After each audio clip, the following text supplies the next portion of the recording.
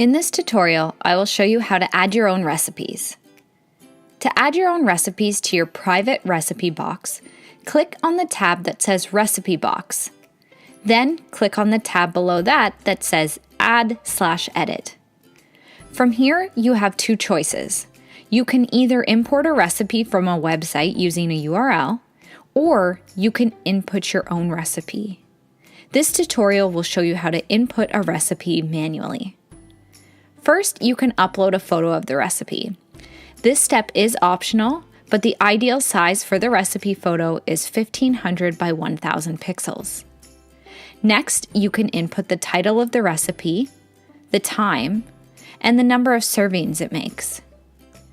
After that, you can add any tags for this recipe. You can also add your own tags if you'd like. Now you are ready to add in the ingredients. To do this, click Add Ingredient. First, input the name of the ingredient. If it is an ingredient already in our database, we will automatically fill out the unit of measure and category for you. But you will still need to fill in the quantity and add any prep notes.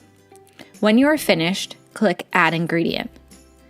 Now, simply repeat for the remaining ingredients until all ingredients for this recipe have been added.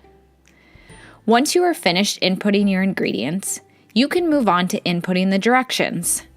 Just click Add Direction, and you can type or paste in the direction. Then click Add Direction. Repeat if the recipe has multiple steps. After this, you can fill out the notes section. This is an optional step, but it is a great area to provide tips, tricks, and modifications for the recipe. Now all you have to do is click Save, and this recipe will be saved into your personal recipe box, which again, you can easily access from your main navigation by clicking the Recipe Box tab. If you'd like to calculate the nutrition information of your own inputted recipes, be sure to check out our business membership, which gives you the ability to input recipes and analyze the nutrition information in real time.